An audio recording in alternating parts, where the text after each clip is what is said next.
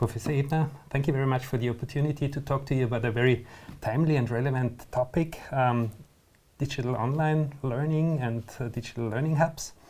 You have been involved in this topic for many years at the Technical University of Graz. May I briefly ask you to say a few words about yourself and your experience in this field? Yeah, okay. Also, my name is Martin Ebner. I'm currently working at the Educational Technology Department at Graz University of Technology, and therefore I'm responsible for about 17,000 students and 2,000 lecturers, and where we are providing different kind of technologies to assist learning and teaching. Great, thank you very much. So, coming to our topic, digital learning hubs, where do you actually see the benefit and the pros and the cons of such concepts? Mm-hmm. Yeah, so completely online courses are relatively new. So we introduced these kind of concepts about 10 years ago.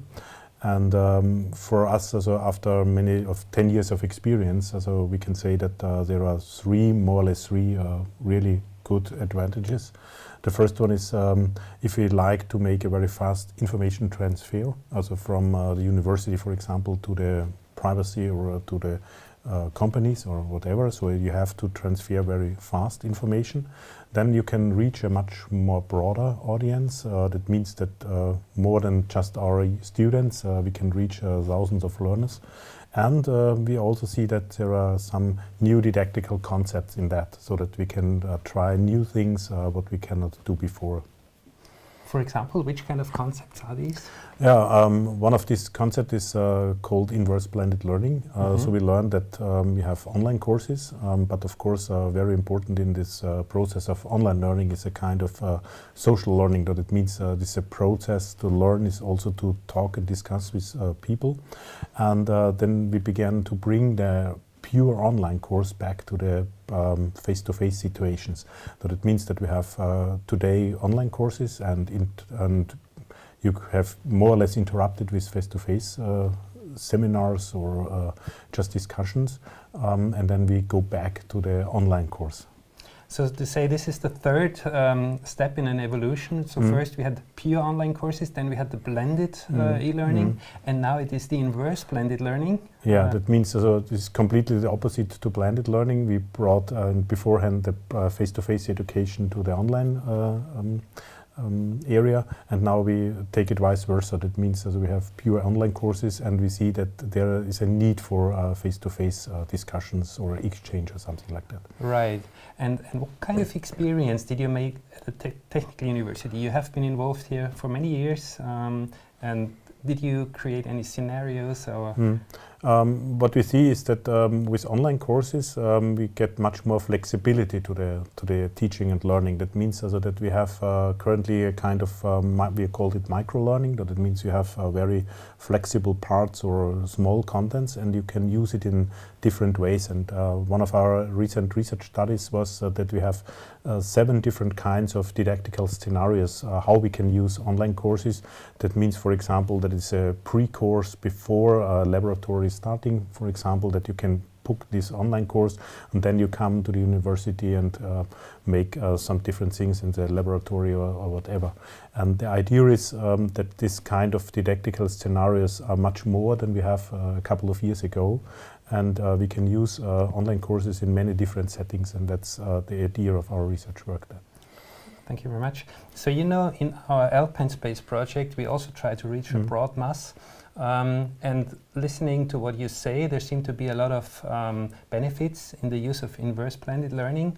But do you also see some problems, maybe associated especially with massive open online courses? Yeah, in the first years we have these real problems on these massive dropouts. That means that it's very hard for students that they just book the course and then be in the course and end up with the course.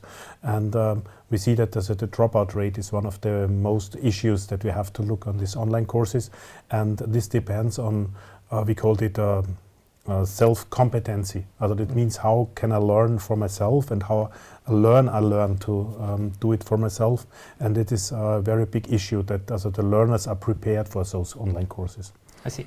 Are there any differences in different kinds of learners that you see? So are there different segments? Yeah, so what we see is that the learners have to learn that they can learn with online courses, and we see that so people who never learned with online courses can get real problems to make their own learning goals, and they make a time plan or something like that.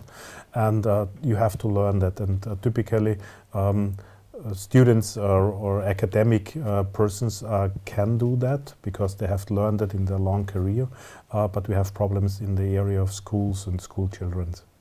Thank you. Do you also see any issues on the teaching side? What kind of issues do you face? Of course, although the teaching side is changing because there are much more online courses there, and I'm not teaching the book anymore. I can teach with more and more and different kind of online resources, and that means that I'm much more coaching my students, and I say I just suggest them take this video. This is also a very good one. Make a critical reflection. A couple of years ago, I have just one book, and this is my source, and I have to teach this source. And now I have many sources, and I have to make a good learning environment and a good learning behavior. So what about the content? You said that in the past we had books that we could rely on as a teacher. Nowadays it becomes more and more flexible regarding the content, but creating the content is also quite time consuming, isn't it? Yeah, this is the bad thing on this thing, that creating content means time consuming and means money and financial issues. But we also see over the years it's growing and growing. It's not increasing dramatically, but of course also the online content is growing, and that's the good thing. But we see, of course, in typical areas like computer science, there are many content already online. In other areas we have problems on that. Yeah. Right. So looking into the future, what would you see as a outlook for the coming years? Where are we heading? Yeah, so that's also an interesting question. So of course we see that online learning and courses or whatever will grow. Yeah, so it's the future that we need more of those resources. We have done maybe also with the ideas that artificial intelligence will maybe replace our teachers. I would say no, that is not the case, not in the near future, because it's an assistance. So we see that there are some parts where we have the content, we can analyze it, and we can support the learner to a level, I would say. And after this level we need the teachers, because learning, of course, is a much more complex process. Thank you very much, Mr. Ebner. You're welcome.